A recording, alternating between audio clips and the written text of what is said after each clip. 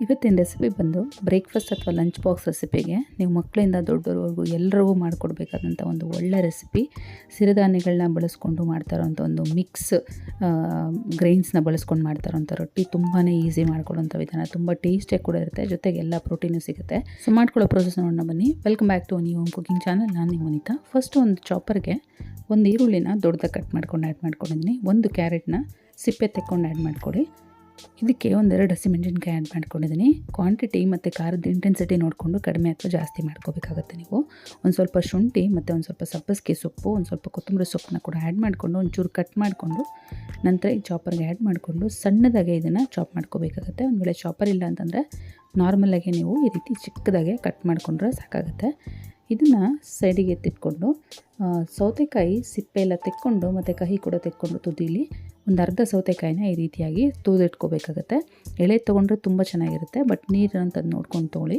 ಜಾಸ್ತಿ ನೀರು ಆ್ಯಡ್ ಮಾಡ್ತಾಯಿಲ್ಲ ಈ ರೊಟ್ಟಿಗೆ. ಈ ಸೌತೆಕಾಯಿ ಇರೋಂಥ ನೀರು ಬಳಸ್ಕೊಂಡೇ ನಾವು ಹಿಟ್ಟು ಕಲಿಸ್ಕೊತಾ ಇದ್ದೀವಿ. ಸೊ ಹಾಗಾಗಿ ನಂತರ ಇದಕ್ಕೆ ಒಂದು ಹಾಫ್ ಕಪ್ ಆಗುವಷ್ಟು ಅಕ್ಕಿ ಹಿಟ್ಟು, ಒಂದು ಹಾಫ್ ಕಪ್ ಆಗುವಷ್ಟು ಗೋಧಿ ಹಿಟ್ಟು ಮತ್ತು ಒಂದು ಹಾಫ್ ಕಪ್ ಆಗುವಷ್ಟು ಜೋಳದ ಹಿಟ್ಟು ತೊಗೊಂಡಿದ್ದೀನಿ. ಬೇಕು ಅನ್ನೋದಾದ್ರೆ ನೀವು ರಾಗಿ ಹಿಟ್ಟು ಕೂಡ ತೊಗೋಬೋದು. ರುಚಿಗೆ ಬೇಕಾದಷ್ಟು ಉಪ್ಪು ಕೂಡ ಸೇರಿಸ್ಕೊಂಡು ಇಲ್ಲಿ ನೀರು ಆ್ಯಡ್ ಮಾಡ್ಕೊಳ್ದೇ ಫಸ್ಟ್ ಚೆನ್ನಾಗೆಲ್ಲ ಕಂಬೈನ್ ಮಾಡ್ಕೋಬೇಕಾಗುತ್ತೆ. ಹಿಟ್ಟು ಎಲ್ಲ ಒಟ್ಟುಗೂಡಿ ಬಂದಿದೆ, ಸ್ವಲ್ಪ ಡ್ರೈ ಆಗಿದೆ ಅನ್ನೋವಾಗ ಒಂಚೂರು ನೀರು ಚಿಮ್ಕಿಸ್ಕೊಂಡು ಈ ರೀತಿಯಾಗಿ ಹಿಟ್ಟನ್ನ ಕಂಪ್ಲೀಟಾಗಿ ಕಲಿಸ್ಕೋಬೇಕಾಗತ್ತೆ. ಇದು ನಾದ್ಕೊಂಡಾದ್ಮೇಲೆ ತುಂಬ ತೆಳುವಾಗುತ್ತೆ. ಸೊ ಹಾಗಾಗಿ ಒಂಚೂರು ಗಟ್ಟಿ ಇರೋ ಥರ ರೀತಿಯೇ ಈ ಹಿಟ್ಟನ್ನ ಕಲಿಸ್ಕೋಬೇಕಾಗುತ್ತೆ. ನೋಡಿ, ಈ ರೀತಿ ಹಿಟ್ಟಾಗಿದೆ ಅನ್ನೋವಾಗ ಒಂದು ನಿಮಿಷದವರೆಗೂ ಚೆನ್ನಾಗಿ ಈ ರೀತಿ ನಾದ್ಕೊಂಡ್ರೆ ಸಾಫ್ಟಾಗಿ ಆಗಿಬಿಡುತ್ತೆ.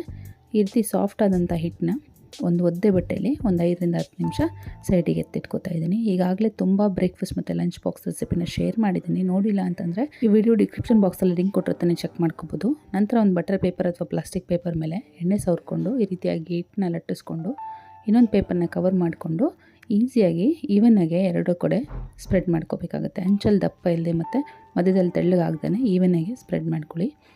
ಈ ರೀತಿ ಸ್ಪ್ರೆಡ್ ಮಾಡ್ಕೊಂಡಂಥ ರೊಟ್ಟಿನ ಬಿಸಿ ತವ ಮೇಲೆ ಆ್ಯಡ್ ಮಾಡಿಕೊಂಡು ಚೂರು ಕಲರೆಲ್ಲ ಚೇಂಜ್ ಆಗಿದೆ ಅನ್ನೋವಾಗ ಎಣ್ಣೆ ಅಪ್ಲೈ ಮಾಡಿಕೊಂಡು ಇನ್ನೊಂದು ಕಡೆ ತಿರುಗಿಸ್ಕೊಂಡು ಮತ್ತೊಂದು ಕಡೆ ಕೂಡ ಎಣ್ಣೆ ಅಪ್ಲೈ ಮಾಡಿಕೊಂಡು ಎರಡೂ ಕಡೆ ಒಳ್ಳೆ ಗೋಲ್ಡನ್ ಸ್ಪಾಟ್ ಬರೋವರೆಗೂ ಬೇಯಿಸ್ಕೋಬೇಕಾಗುತ್ತೆ. ಓನ್ಲಿ ಮೀಡಿಯಮ್ ಫ್ಲೇಮಲ್ಲಿ ಇಟ್ಕೊಂಡೇ ಮಾಡ್ಕೊಳ್ಳಿ. ಹೈ ಫ್ಲೇಮಲ್ಲಿ ಇಟ್ಕೊಂಡ್ರೆ ಕಲರ್ ಬರುತ್ತೆ, ಬಟ್ ಒಳಗಡೆ ಬೆಂದಿರಲ್ಲ. ಹಂಗಂತ ಲೋ ಫ್ಲೇಮಲ್ಲಿ ಇಟ್ಕೊಂಡ್ರೆ ಗಟ್ಟಿಯಾಗಿಬಿಡುತ್ತೆ ರೊಟ್ಟಿ. ನೋಡಿ, ಈ ರೀತಿ ಎರಡೂ ಕಡೆ ಒಳ್ಳೆ ಕಲರ್ ಬಂದಿದೆ ಅಂತ ಅನ್ನುವಾಗ ಇದನ್ನು ಸೈಡಿಗೆ ಎತ್ತಿಟ್ಕೊತಾ ಇದ್ದೀನಿ. ಇದನ್ನು ಬಿಸಿ ಬಿಸಿದೇ ನೀವು ಬಟರ್ ಜೊತೆ ಸರ್ವ್ ಮಾಡಿಕೊಂಡ್ರೆ ತುಂಬಾ ಟೇಸ್ಟಿಯಾಗಿರುತ್ತೆ. ಚಟ್ನಿ ಅಥವಾ ಸಪ್ರೇಟಾಗಿ ಪಲ್ಯ ಬೇಕು ಅನ್ನೋದೇನಿಲ್ಲ. ಬೇಕು ಅನ್ನೋದಾದರೆ ನೀವು ಬೆಳ್ಳುಳ್ಳಿ ಅಥವಾ ಟೊಮೊಟೊ ಚಟ್ನಿ ಮಾಡಿಕೊಂಡ್ರೆ ಚೆನ್ನಾಗಿರುತ್ತೆ. ಈ ರೆಸಿಪಿ ನಿಮ್ಗೆ ಯೂಸ್ಫುಲ್ ಆಗುತ್ತೆ. ಖಂಡಿತವಾಗ್ಲೂ ಟ್ರೈ ಮಾಡಿ ತಿಳಿಸಿ. Thank you.